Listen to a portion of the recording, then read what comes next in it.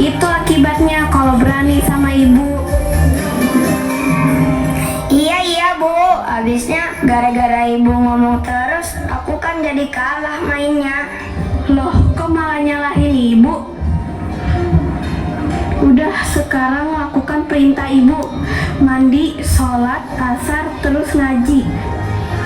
Ibu mau pedal dulu sama ibu-ibu komplek. Iya Bu. Setelah ibunya pergi, ternyata Cipung tidak melakukan perintah ibunya. Cipung berniat melanjutkan mabarnya kembali. Tapi sayang, teman-teman, mabarnya sudah offline semua. Cipung pun berbaring, dan beberapa saat kemudian dia pun tertidur.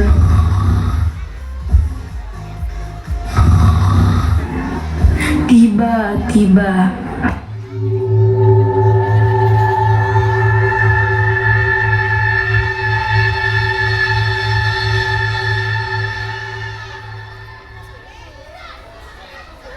Wah, siapa kamu? hei anak muda, jangan takut kepadaku. Ah, pergi. Jangan dekati aku. Iya, suster ngesot, ibu. Hei, enak aja ngata-ngatain aku. Siapa itu suster Nesot? Kalian siapa? Aku adalah prajuritnya Jenderal Sudirman. Jenderal Sudirman? Itu bukannya nama jalan. Sungguh terlalu. Kamu tidak tahu dengan Jenderal Sudirman. Beliau adalah panglima besar yang memimpin perang gerilya. Beliau seorang pemimpin yang berani, tangguh, dan kuat tekadnya. Meski sakit parah, beliau tetap terjun langsung memimpin peperangan melawan penjajah Belanda. Memang anak zaman sekarang sedikit sekali tahu sejarah negerinya. Bahkan mereka tidak kenal para pahlawan yang berjuang mati-matian untuk kemerdekaan negeri ini. Kalau begitu, akan kami ceritakan bagaimana dahulu kami berjuang berkorban harta, jiwa, dan raga.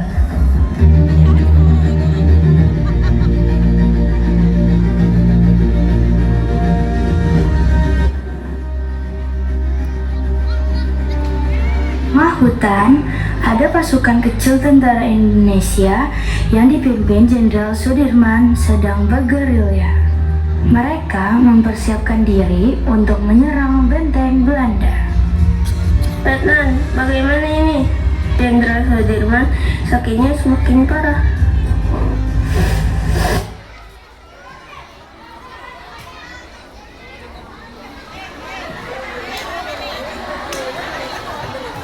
Sini mah, sini. Kita ngedeprok. Sini.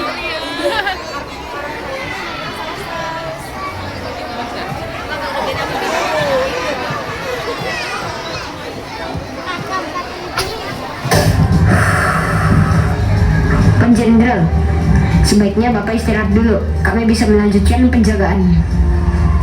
Tidak Ahmad, selama napas masih ada, aku harus berada di tengah pasukanku. Kalau aku sakit segitu, sudah minta cuti sebulan, Letnan. Bo, ini bukan waktunya bercanda. Kalau aku hanya berbaring tanpa ikut berjuang, untuk apa aku disebut jenderal? Lebih baik mati di medan tugas daripada hidup tanpa kehormatan.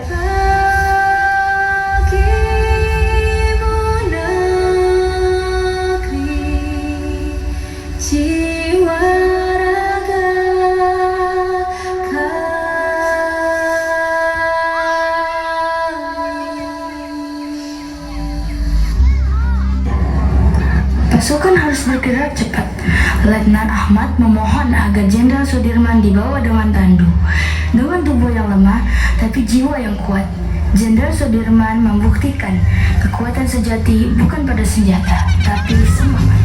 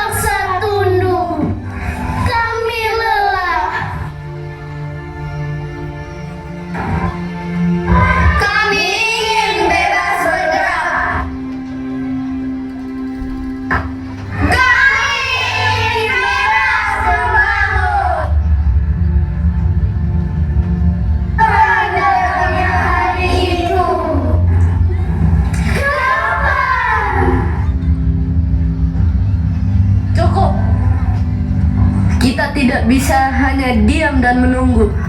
Kita harus menyatukan semua kekuatan, kekuatan pikiran, kekuatan fisik, kekuatan hati.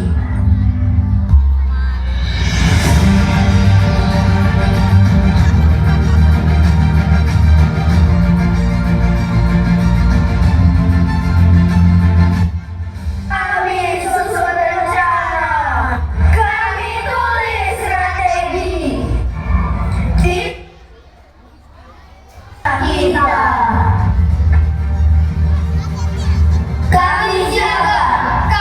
jaga.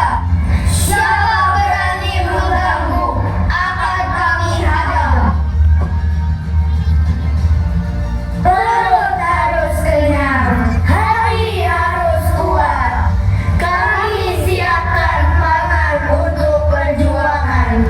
Tahan ada yang kelaparan. Kami bangun, kami membayari. Kami tidak akan jalan menuju masa depan. Gotong royong adalah kunci kita. Berani, kita pasti bisa. Tulus, suci, hati kita bersatu.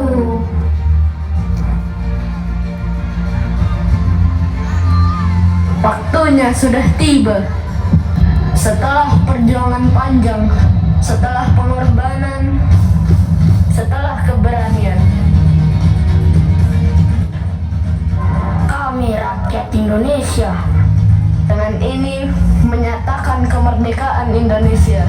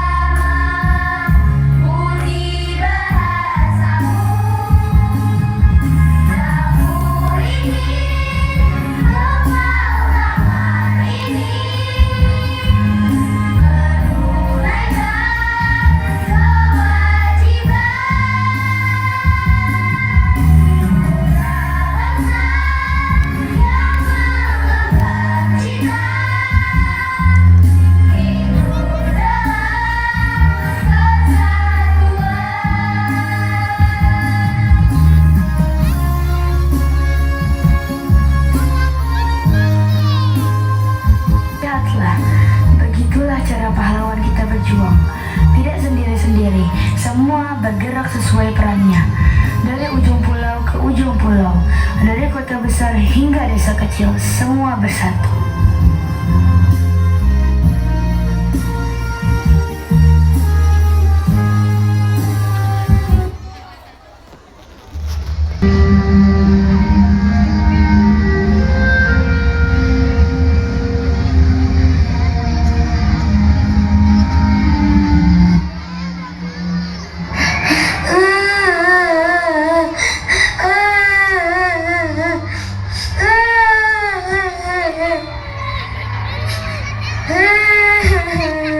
Hei, kenapa kamu menangis?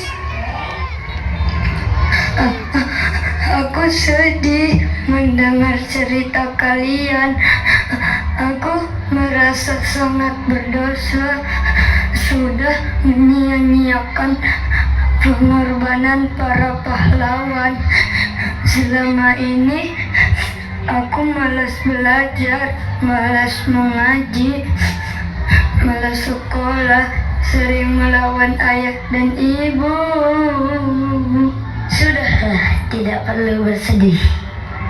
Lebih baik sekarang kamu harus bisa mengubah diri. Jadilah anak yang bisa dibanggakan oleh orang tua, agama, dan negara ini. Jangan sampai pengorbanan para pahlawan terdahulu menjadi sia-sia. Betul itu. Ayo bangkit dan bersemangatlah.